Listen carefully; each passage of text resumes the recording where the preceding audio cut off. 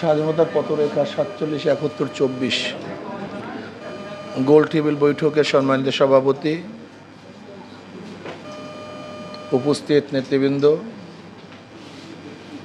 আমার সমভিষ্ট শ্রোতাগণ, বক্তব্য তো শুনেছেন। এ ব্যাপারে কম বেশি আমরা সবাই জানি। আসলে প্রত্যেকের চিন্তা ভাবনার মধ্যে পার্থক্য আছে, বিধায়ী তো আমরা বিভিন্ন দলে বিভক্ত। সবার চিন্তা ভাবনা, দর্শন, মত এক না। এর জন্য আমাদের মধ্যে আলোচনা, পর্যালোচনা, মারামারি, কাটাকাটি, হানাহানি, বিভিন্ন ঘটনা প্রতিদিন ঘটবে। এটা এমন না যে বন্ধ হয়ে যাবে, প্রতিদিন ঘটতেছে, ঘটতে থাকবে। স্বাধীনতা কি? সহযোগ অধীন। আসলে পরিপূর্ণ স্বাধীন কে? আমি কি পরিপূর্ণ স্বাধীন? পরিপূর্ণ স্বাধীন জানোয়ার। জানোয়ারের মধ্যে কোনো বাধ্যবাধকতা নেই, সে নিজের অধীনে।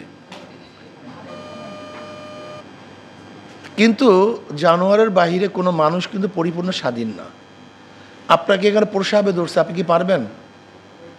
কারণ আপনার বিবেকের কাছে আপনার পরাধীন, এই সমাজের কাছে, এলাকার জন্য এই পরিস্থিতি আপনাকে পরাধীন করে ফেলছে, এখানে পারবেন না এটা। কিন্তু একটা জানোয়ার কিন্তু পারবে, সে স্বাধীন। আসলে স্বাধীনতা নিয়েই কিন্তু আমাদের মধ্যে অনেক আলোচনা, পর্যালোচনা হওয়া উচিত। আমার মনে যা চাইবে সেইটা কি করতে পারবো? এটা কোনো রাষ্ট্রে আছে? কোনো রাষ্ট্র পারবে? তাহলে সংবিধানের প্রয়োজন কি? আদালতের প্রয়োজন কি? আমি বাস করছি, হয়ে গেছে। লিবারেল ডেমোক্রেসি যেটা বলে। যাই হোক, কথা তো লম্বা করা যাবেই না। এই পাকভূত উপমহাদেশ মুসলমানদের, এটা প্রথম মাথার মধ্যে রাখতে হবে। এটা মুসলমানদের দেশ। এখানে 750-800 বছর পর্যন্ত আমরা শাসক ছিলাম। ব্রিটিশ আমাদের থেকেই দেশটাকে দখল করেছিল। ব্রিটিশ যেহেতু আমাদের থেকে দেশ দখল করছে, আলটিমেটলি আমরাই তাদের শত্রু হয়ে গেছি। আমরা ব্রিটিশের বিপক্ষে। কিন্তু ব্রিটিশদেরকে একদল মানুষ সহযোগিতা করেছিল। তারা কারা আপনারা জানেন। যাদের সহযোগিতার মাধ্যমে ব্রিটিশ এদেশ শোষণ করেছিল। ব্রিটিশের কি দায়িত্ব ছিল? ব্রিটিশের মূল দায়িত্ব ছিল এবং তাদের নীতি আদর্শ ছিল এদেশ থেকে মুসলমানদের উৎখাত করা। এর জন্য মুসলমানদের উৎখাত করার যেই পরিমাণ নেগেটিভ দরকার, যা কিছু দরকার, তারা সেইটাকে সামনে নিয়ে এসছে। এমনকি ওরা এক সময় গোটা পাকভূত উপমহাদেশের মানুষদেরকে খ্রিস্টান বানাবার চক্রান্ত করেছিল। ব্রিটিশ আইন করেছিল প্রতি জুমার মসজিদে একজন পাদ্রী বক্তব্য দিবে। এটা আমরা হয়তো অনেকেই জানি না। প্রতি জুমার মসজিদে একজন পাদ্রী বক্তব্য দিবে। দিল্লির মসজিদে এক পাদ্রী এসছে বক্তব্য দেওয়ার জন্য। সে প্রশ্ন তুলছে সমস্ত মুসল্লিদের কাছে যে তোমাদের প্রত্যেকের কি পিতা আছে? বলে হ্যাঁ, পিতা আছে। কল যেহেতু পিতা ছাড়া কেউ নেই। কল না, কেউ নেই। এবার তোমরা বলো তো ঈসার পিতাকে। পিতা ছাড়া তো যে জন্মগ্রহণ করতে পারে না। এবার বলো ঈসার পিতাকে। এখন মুসল্লিরা এদিকে তাকায়, ওদিকে তাকায়। বলে না, আজকে জবাব দেবো না, আগামীকালকে জবাব দেবো। যাও, আগামীকালকে জবাব দেবো। একজন মুসল্লি বলছে না, আজকেই দেন না পাদ্রী সাহেব। বলে দেখো, পিতা ছাড়া কেউ জন্মগ্রহণ করতে পারে না। নিশ্চয়ই ঈসার একজন পিতা আছে, সেই পিতাকে আল্লাহ। এবার এক মুসল্লি বলতেছে, পাদ্রী সাহেব, ঈসার পিতার সন্তান কতজন? বলছে একজন। বলে আশ্চর্য, আমার 10 সন্তান আর ঈসার পিতার মাত্র 1 সন্তান। এত দুর্বল ঈসার পিতা। যে ঈসার পিতার মাত্র একটা সন্তান, এত দুর্বলকে আমি খোদা মানতে পারি না। ওই দিন থেকে পাদ্রী কিন্তু মসজিদ থেকে ভেগেছিল, আর দ্বিতীয়বার এখানে আসেন। আপনারা জানেন না অনেকেই যে মুসলমানরা পাদ্রীদের সাথে কত হাজারো আলোচনা করেছে, কত হাজারো ডিবেট করছে, যার কোনো শেষ নেই, সীমা নেই। কারণ তাদের টার্গেটটা ছিল মুসলমানদের মাথার থেকে ইসলামকে সরিয়ে দেওয়া। এটা মূল টার্গেট, চেতনাকে সরিয়ে দেওয়া। এই চেতনাটা কি ছিল? মুসলমানের চেতনার কারণেই মাত্র মোহাম্মদ বিন কাসিম 712 ঈসাই সালে 5000 সৈন্য নিয়ে রাজা দাহিরের 1 লক্ষ সৈন্যের বিরুদ্ধে বিজয় কেন হয়েছিলেন, সেই চেতনাটা কি ছিল, এটা আপনাকে মনে রাখতে হবে। তারেক বিন জিয়াদ মাত্র 5000 সৈন্য স্পেন কিভাবে দখল করেছিল, সেই চেতনাটা কি ছিল, আপনাকে মনে রাখতে হবে। বদরের ময়দানে মাত্র 313 জন বিশাল বাহিনীর বিরুদ্ধে কোন চেতনা উজ্জীবিত হয়ে বিজয় অর্জন করেছিলেন, সেটা মাথায় রাখতে হবে। এই চেতনাটাকে নষ্ট করার জন্যই হাজারো পরিকল্পনা, হাজারো চেষ্টা। এই শুধু আমার চেতনাটা কি, এর জন্য দেখবেন ওরা বিভিন্ন কথা নিয়ে এসছে, আমি স্বাধীন, আমি উদারপন্থী, আমি মৌলবাদী নই। এই সমস্ত কথাগুলি শুধু আমার মাথার মধ্যে যে এই বিশ্ব জয় করার চেতনা ছিল, এই চেতনাকে নষ্ট করার টার্গেট। ব্রিটিশের দখল করলো। আপনি কি জানেন ব্রিটিশদের বিরুদ্ধে প্রথম আন্দোলনের সূচনা কে করেছিল? এই ব্রিটিশদের বিরুদ্ধে প্রথম আন্দোলনের সূচনা করেছিল শাহ আব্দুল আজিজ সাহেব রহমতুল্লাহ আলী। শাহ আব্দুল আজিজ সাহেব রহমতুল্লাহ আলী 1803 ঈসাই সালে দিল্লির বুখারীর 10 থেকে বলেছিলেন, আজকে পাক মহাদেশ দারুল ইসলাম নয় দারুল হরব, এদের বিরুদ্ধে আন্দোলন করা, সংগ্রাম করা প্রত্যেকটা মুসলমানদের জন্য ফরজে আইন।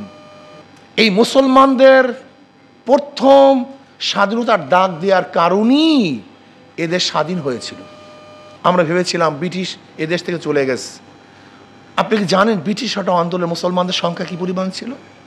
আপনি দেখবেন ইন্ডিয়ান গেটের মধ্যে 93,000 যারা ব্রিটিশ হটাও আন্দোলনে মারা গিয়েছে তাদের নাম লিস্টি করা আছে ইন্ডিয়ান গেটের মধ্যে। সেখানে 63,000-এর উপরে শুধু নাম আছে মুসলমানদের। মারা গেছে 93,000, সেখানে মুসলমানদের সংখ্যা 63,000-এর উপরে। মুসলমানদের সংখ্যা সবচেয়ে বেশি ছিল, কিন্তু আজকে মুসলমানদের কথা কেউ বলে না, বলতেও চায় না। সূচনা করেছে মুসলমান ব্রিটিশ হটাও আন্দোলনের, জীবন তারা সবচেয়ে বেশি দিয়েছে, কিন্তু মুসলমানদের নাম নেই। ভেবেছিলাম এবার আমরা স্বাধীন, আমাদের দেশ মুক্ত, আমরা প্রত্যেকে বৈষম্য দূর করতে পেরেছি, বৈষম্যহীনভাবে আমরা বসবাস করব। কিন্তু আমরা কি দেখলাম? সংখ্যাগরিষ্ঠরা মুসলমানদের সাথে বৈষম্য করছে, তাদের অধিকার দিচ্ছে না। আবার মুসলমানরা চিন্তা করছে মুসলমানদের জন্য আলাদা ভূখণ্ড না হলে আমরা স্বাধীনতা অর্জন করতে পারবো না। আবার 47-এ কারা আন্দোলন করেছিল, কারা সংগ্রাম করেছিল, একদিনও চিন্তা করেছেন? আজকে আমি বললাম না, আমাদের মাথার থেকে আমি মুসলমান, শুধু আমি মুসলমান এই চেতনাটাকে নষ্ট করার জন্য যত নেগেটিভ এখানে সৃষ্টি করা হয়। আমি মুসলমান যেন এই কথাটাই আমার মধ্যে না থাকে। দেখেন না, একজন তসলিমা নাসরিন সেদিনকে আমার একটা পোস্টে আমি বলছিলাম 92% মুসলমানদের দেশে কোনো অবস্থাতেই গান বাদ্য এবং বাদ্যযন্ত্র গানের টিচার দেওয়া যাবে না। আপনি কি দেখেছেন তসলিমা নাসরিন সেটার বিরুদ্ধে কি লিখেছে? 92% বাংলাদেশি, বাঙালি দেখছেন নেগেটিভ। মানে আমি মুসলমান এই কথাটা মাথার থেকে তুলে দেয়া, মূল চেতনাই হলো আমি যে মুসলমান, এটা যেমন মনের মধ্যে না থাকে। আমি বাঙালি, আমি বাংলাদেশি, আমি সেকুলার, আমি নন সাম্প্রদায়িক, আমি উদারপন্থী, এই শব্দগুলি আমার মাথার মধ্যে ঢুকানো। আমি মুসলমান, এই চেতনাকে নষ্ট করা, আর কিচ্ছু না। ভেবেছিলাম যে যদি আমরা ভারত থেকে আলাদা হতে পারি তাহলে আমরা স্বাধীন, আমরা মুক্ত। 47-এ কেন আন্দোলন হয়েছিল দেখেন তো, কিসের ভিত্তিতে? কেন দেশ ভাগ হয়েছিল? ভৌগোলিক কারণে নয়, আমি বারবার এই কথাটা বলতে চাই, অন্য কোনো কারণে না। ভাষার ভিত্তিতে দেশ ডিভাইডেড হয় নাই, ঋতুর কারণে, ভৌগোলিক কারণে দেশ ডিভাইডেড হয় নাই। 47-এ দেশ আলাদা হওয়ার কারণটা কি ছিল? মুসলমান, ধর্মের ভিত্তিক। এদেশ ভাগ হয়েছিল ধর্মের ভিত্তিতে, এদেশ মুসলমানদের দেশ। এটা কেন আপনাকে বলতে লজ্জা হয়? আজকে আলেমদের এই কথা বলতে লজ্জা হয়, আজকে মুসলমানদের এই কথা বলতে লজ্জা হয়। 47-এ দেশ মুসলমানরা মুসলমানদের জন্য ভাগ করেছিল। এবং আপনি কি জানেন না 1905 ঈসাই সালে যখন ঢাকা ইউনিভার্সিটি প্রস্তাব দেওয়া হয়েছিল, তখন কারা বাধা দিয়েছিল? কারা বাধা দিয়েছিল? কেন বাধা দিয়েছিল? এই কথাগুলি কি মিথ্যে? 41 বার কারা আন্দোলন করেছিল, কারা বৈঠক করেছিল?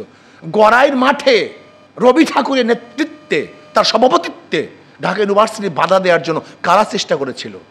হ্যাঁ, আজকে উদারপন্থী হয়ে গেছে সবাই। আমার কথা আমি বলতে পারবো না, আমার স্টেজ আমি কথা বলতে পারবো না, এটা কেমন কথা হলো? আমি মনে করি যে আপনাকে অবশ্যই মনে রাখতে হবে আমাকে ইসলামকে ঠেকাবার জন্য যত চক্রান্ত। 47-এ মুসলমানদের জন্য এই দেশ স্বাধীন হয়েছিল ধর্মের ভিত্তিতে, এদেশ মুসলমানদের দেশ, সংঘর্ষ মুসলমান। আপনি কেন চিন্তা করেন না যে পূর্ব পাকিস্তান পশ্চিম পাকিস্তানের মধ্যে প্রায় 1700 কিলোমিটার দূরত্বে অবস্থান করতেছে আমরা, ওইদিকেও পাকিস্তান এদিকেও পাকিস্তান, মাঝখানে বিশাল ব্যবধান ভারত। এই দুই দেশ আলাদা দেশ, একই নামে পাকিস্তান নামে ভারত থেকে আলাদা হওয়ার পিছনে কি কারণ ছিল? অন্য কোনো কারণ না।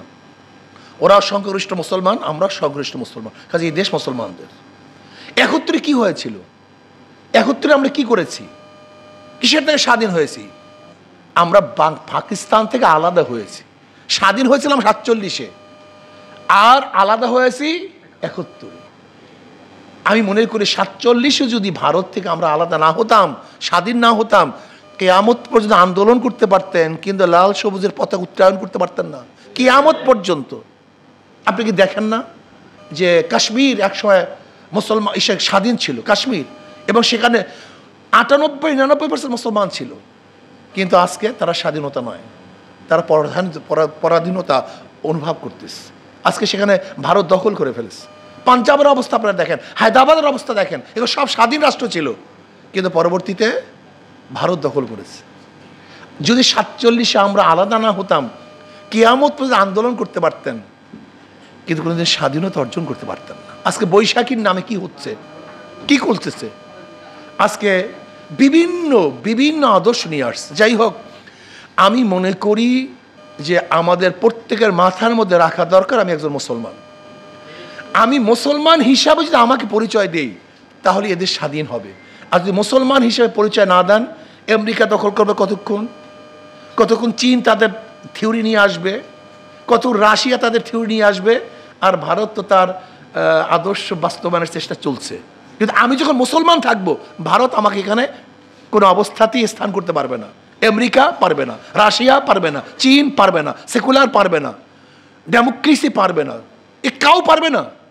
যখনই আপনি মুসলমান থাকবেন না, যখন কাউ স্বামী থাকে তখন ওই তার দিকে কেউ তাকায় না, যখন স্বামীহীন থাকে যখন সবাই তাকাতে চায়। এটা নিয়ম, এটা সমাজের একটা কথা বললাম। আপনি যখন নিজের আদর্শ লালন করবেন, আপনার দিকে কেউ তাকাবে না। যখন আদর্শ লালন করবেন না, প্রত্যেকের আদর্শ স্থাপন করার চেষ্টা তারা করবেই করবে, কোনো সন্দেহ নেই। কিন্তু আপনি যখন বলবেন আমি মুসলমান, মানে ওখানে যেয়ে লাভ নেই, দরকার নেই, তারা মুসলমান। প্রিয় ভাইয়ারা আমার, আপনি কি ভেবেছেন ভারতের মধ্য থেকে আমাদের যে কাঁটা তারার বেড়া, এইটাই কি আমাদের মূল পার্থক্য? এইটাই কি না পার্থক্য দেশের? না, কাঁটা তারার বেড়া তুলে দেওয়ার 1 মিনিট সময় লাগে না, তুলে দিতে 1 মিনিট সময় লাগে না। আমাদের মূল পার্থক্যটা কি জানেন? ভারতের সাথে আমাদের বিশাল একটা পার্থক্য হলো আমরা সংখ্যাগরিষ্ঠ মুসলমান। এইটি হলো বড় পার্থক্য।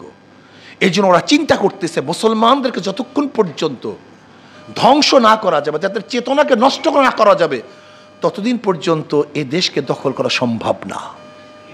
এই জন্য ওদের মূল টার্গেট হলো আমাদের চেতনাকে নষ্ট করা। যাই হোক, 71-এ ভেবেছিলাম আমরা স্বাধীন, আমরা মুক্ত, কিন্তু 75-এর পর হইতে আজ পর্যন্ত যারাই 71-এর পর থেকে আজ পর্যন্ত যারাই শাসন করেছে, এরা আমাদের ইসলামকে নিয়ে কেউ চিন্তা করে নাই, ভাবনা করে নাই। প্রত্যেক শাসকের চিন্তা ছিল ভিন্ন চিন্তা। ইসলামকে স্টাবলিশ করার কোনো চিন্তা কার মধ্যে ছিল না, পড়ার মধ্যে ছিল না, আলোচনার মধ্যে ছিল না, শাসকদের কাজের মধ্যে ছিল না, আমাদের কারোর মধ্যে ছিল না এটা যে সংখ্যাগরিষ্ঠ মুসলমানরা এ দেশকে স্বাধীন করেছে ইসলামের জন্য, কাজে ইসলামকে স্টাবলিশ করা উচিত, ইসলামকে বাস্তবায়ন করা উচিত, এই চিন্তা আমাদের অনেকের মধ্যে ছিল না। আসুন না, 24-এর আন্দোলনের পরে আমরা যেহেতু মোটামুটি স্বাধীন হয়েছে, আমরা আর চীনের গোলামি করতে চাই না, আমেরিকার গোলামি করতে চাই না, ভারতের গোলামি করতে চাই না, রাশিয়ার গোলামি করতে চাই না। আমরা আমাদের আদর্শ বাস্তবায়ন করতে চাই। আমি একজন মুসলমান, আমার আদর্শ কোরআন ও সুন্নাহ। যদি একজন সেকুলার, একজন নাস্তিক, একজন বামপন্থী তারা আদর্শ বুক ফুলিয়ে বলতে পারে, তা আপনি মুসলমান হিসাবে আপনার আদর্শ বুক ফুলিয়ে বলতে পারেন না কেন? আপনার বাধা কিসের? আমাকে বলুন তো, আপনার বাধা কিসের? এর কারণটা কি? আমরা সব জায়গায় মিস্ত্রি হয়ে যায়। আচ্ছা দেখেন তো, কোনো হিন্দু পণ্ডিত কি ঈদের সময় এসে বলছে এটা আমাদের পূজা, আমাদের এইটা, আমাদের সেটা, এরকম বলছে কেউ? কিন্তু আমরা দেখবেন এই দুর্গা পূজার সময় আমরা মুসলমান তাদের আদর্শ বিকিয়ে দিয়ে সব কিছু উৎসর্গ করে দিয়ে মনে হয় এটাকে মিশ্র হয়েছে। এই মিশ্র হওয়ার নাম কি? স্বাধীনতা। এইটার নাম কি উদারতা? এইটার নাম কি নন সাম্প্রদায়িকতা? নন সাম্প্রদায়িকতা কি? আমি হিন্দুদের পূজা ঠিক মতো করতে পারে, তারা স্বাধীনভাবে পূজা করতে পারে, এই দায়িত্ব আমার, এটা রাষ্ট্রের দায়িত্ব। আমি গিয়ে সেখানে পূজা করব, এটা রাষ্ট্রের দায়িত্ব না। এটা আপনি কেন বুঝতেছেন না? আমি ঈদ পালন করবো, এটা আমার দায়িত্ব, কিন্তু সবাইকে ঈদ পালন করতে হবে, এটার নাম উদাহরণ নন সাম্প্রদায়িকতা। এটা আপনাকে কে শিখেছে? এগুলো ঠিক না। যারা দেবীকে বিশ্বাস করে তারা দেবীকে নিয়ে আলোচনা করবে এবং আলোচনা করতে পারে। এই স্বাধীনতা দেওয়ার নাম হলো রাষ্ট্রের কাজ। কিন্তু আপনি গিয়ে দেবীকে একেবারে নিজের খোদা বানায় ফেলাইবেন, এটা রাষ্ট্রের কাজ না, এটার নাম নন সাম্প্রদায়িকতা না। আমি বলতে চাই, একটা মুসলমানদের দেশের মধ্যে সমস্ত বিধর্মীদের তাদের ধর্ম পালন করার সম্পূর্ণ স্বাধীনতা থাকবে, এর নামই স্বাধীনতা। তার মানে এই নয় যে আপনি প্রত্যেক ধর্মের কৃষ্টি, কালচার, সংস্কৃতি নিজের মধ্যে নিয়ে আসবেন, এর নাম স্বাধীনতা, এটা না। যেমন আমি কি মনে করি, আমি মনে করি ইসলামের মধ্যে সমস্ত মানুষের মুক্তি আছে, সমস্ত মানুষের স্বাধীনতা আছে। ইসলামের বাহিরে কোনো আদর্শ মানুষকে মুক্তি দিতে পারে না, স্বাধীনতা দিতে পারে না। আর একটা কথা মনে রাখতে হবে, আমাদের এই সেকুলারদের মধ্যে থাকতে থাকতে আমাদের মেজাজ হয়ে গেছে যে আমরা শুধু দুনিয়া নিয়ে চিন্তা করি, কিন্তু একজন মুসলমানের শুধু দুনিয়া নিয়ে চিন্তা হতে পারে না। আমাদের মূল চিন্তা হলো আখেরাত এবং দুনিয়া, উভয়টাই। আমরা দুনিয়াতে শান্তি চাই, আখেরাতে মুক্তি চাই। কিন্তু আমাদের মুসলমানদের দেখছি, আমি যত আলোচনা হোক, আমাদের আখেরাত একটা আছে, পরবর্তী জিন্দিগি আছে, এই চিন্তা আমাদের মধ্যে নাই। আমরা শুধু দুনিয়া দুনিয়া। সেকুলারদের কাজটা কি? নাস্তিকদের কাজটা কি? একটা নাস্তিকের কাজ হলো শুধু দুনিয়া দুনিয়া নিয়ে চিন্তা করা। কিন্তু একজন মুসলমান তৌহিদবাদীর কাজটা কি? দুনিয়া এবং আখেরাত উভয়কে নিয়ে চিন্তা করা। এর জন্য আমি মনে করি যতক্ষণ পর্যন্ত আমাদের মেজাজের মধ্যে দুনিয়া এবং আখেরাত উভয়ের মেজাজ না আসবে, ততক্ষণ পর্যন্ত যারা ইসলামপন্থী থাকবো তারা একদিন ধ্বংস হয়ে যাব। যারা মনে করবো শুধু দুনিয়া, রাজনীতি আমাদের মূল দায়িত্ব, তারা কিন্তু আদর্শের উপর থাকতে পারবো না, নষ্ট হয়ে যাবে আদর্শ। আর যারা মনে করি না আমাদের দুইটা কাজ, দুনিয়ায় মুক্তি, আখেরাতে শান্তি, এই দুনিয়ায় মুক্তি আখেরাতে শান্তি পাওয়ার জন্য আমরা যদি চেষ্টা করি, তাহলে এই মানুষগুলি স্বাধীন থাকতে পারবে, এই মানুষগুলি উন্নত হবে এবং চুরি হবে না, ডাকাতি হবে না, আল্লাহর কাছে জবাব দিতে হবে। এই চিন্তা যতক্ষণ পর্যন্ত না আসবে, চুরি বন্ধ করতে পারবেন না, ডাকাতি বন্ধ করতে পারবেন না। আজকে যারা ক্ষমতায় যেতে চায়, ক্ষমতায় না যাওয়ার আগেই তাদের অবস্থা আপনারা দেখেছেন। হীন এমন কোনো অপরাধ নেই যে অপরাধ তারা করছে না। আজকে তারা ক্ষমতায় যাওয়ার জন্য ধর্মকে বিক্রি করতে পারে, আজকে ক্ষমতায় যাওয়ার জন্য ধর্মকে পরিবর্তন করতে পারে, আজকে ক্ষমতায় যাওয়ার জন্য তারা ইসলামের বিরুদ্ধে কথা বলতে পারে। আমি চাই, আসুন আমরা মুসলমান, 92% মুসলমানদের দেশে ইসলামের হুকুমাত হবে। শুধু কোরআন না, এটা একটা ভুল। আমাদের অনেকের মাথার মধ্যে শুধু কোরআন কোরআন সরার, শুধু কোরআন কিচ্ছু না। শুধু কোরআন কোনোদিন শাসন করতে পারে না। কোরআন ও সুন্নাহ শব্দ ব্যবহার করতে হবে, কোরআন ও সুন্নাহ শব্দ ব্যবহার করতে হবে। যদি শুধু কোরআন কোরআন বলেন, হাজারো জায়গায় ডিস্টার্ব হবে, যা চিন্তাও করতে পারবেন না। এর জন্য আমি প্রত্যেকটা বক্তব্যকে বলবো, যখনই বলুন কোরআন সুন্নাহ, কোরআন সুন্নাহ, কোরআন সুন্নাহর আইন, শুধু কোরআন কোরআন, এটা ঠিক না। এটা হালে কোরআনিয়াদের একটা সাবজেক্ট, এটার মধ্যে মারাত্মকভাবে একটা দর্শনের গলত আছে। কোরআন ও সুন্নাহ, কোরআন ও সুন্নাহ। কেন? কোরআন হাজারো, যেমন নামাজের কথা বলছে কোরআন, কিন্তু 5 ওয়াক্তের ব্যাখ্যা কোরআনের মধ্যে নেই। ইন্নাস সালাতা কানাত আলাল মুমিনিনা কিতাবাম মাওকুতা, ওয়াক্ত মতো নামাজ পড়া, কোন ওয়াক্ত কোন সময় শুরু হবে, এটা কোরআনের মধ্যে ব্যাখ্যা নেই। আপনি কিভাবে নামাজ পড়বেন আমাকে বলেন তো? রোজার গোটা ব্যাখ্যা, কিভাবে রোজা রাখতে হবে, কিভাবে রোজা ছাড়তে হবে, কোন সময় রোজা রাখতে হবে, কোন সময় রোজা ছাড়তে হবে, এর ব্যাখ্যা কোরআনের মধ্যে নাই। আপনি কোরআন দিয়ে কি করবেন আমাকে বলেন তো? হজের পুরা ব্যাখ্যা কোরআনের মধ্যে নেই, জাকাতের পুরা ব্যাখ্যা কোরআনের মধ্যে নেই। চুরি করলে কি পরিমাণ চুরি করলে, কখন চুরি করলে, কোন অবস্থায় চুরি করলে, এর ব্যাখ্যা কোরআনের মধ্যে নাই। কাজে আপনাকে অবশ্যই মনে রাখতে হবে, শুধু কোরআন কোরআন, এর মধ্যে শুভঙ্করের ফাঁকি, এটা হালিয়ে কোরআনিয়াদের একটা স্লোগান। খুব হুঁশ রাখতে হবে, কোরআন ও সুন্নাহ, কোরআন ও সুন্নাহ। আর আমি মুসলমান, এই চেতনাকে যদি এস্টাবলিশ করতে পারেন, আমরা মুক্তি পাবো, এদের স্বাধীন থাকবে। আর আমি মুসলমান, এই চেতনাকে যদি ধ্বংস করেন, তাহলে আজকে হোক, কালকে হোক, 100 বছর পরে হোক, 500 বছর পরে হোক, এই ভূখণ্ড অন্য দেশ দখল করবে, এই ভূখণ্ডের স্বাধীনতা থাকবে না। কাজে আসুন, ইসলামকে ধারণ করে, ইসলামী আদর্শকে ধারণ করে যদি আমরা ইনশাআল্লাহ চলতে পারি, তাহলে 47-এ যে স্বাধীনতা পেয়েছিলাম এবং ব্রিটিশদের বিরুদ্ধে যে আন্দোলন করেছিলাম, একত্রে যে উদ্দেশ্যে আন্দোলন করেছিলাম, সাম্য, মানবিক মর্যাদা এবং সামাজিক ন্যায় বিচার, এবং আমরা 2024 আন্দোলন করেছিলাম বৈষম্য বিরোধী আন্দোলন, যদি কোরআন ও সুন্নাহর আইন আমরা বাস্তবায়ন করতে পারি, তাহলে ইনশাআল্লাহ যুগে যুগের যে রক্ত এবং যেই জীবন আমরা দিয়েছিলাম সেটা ইনশাআল্লাহ অবশ্যই আমরা অর্জন করতে পারবো। কাজে আল্লাহ আমাকে এবং আমাদের সবাইকে ইসলাম হুকুমাত কায়েম করার তৌফিক আল্লাহ আমাদের সবাইকে দান করেন।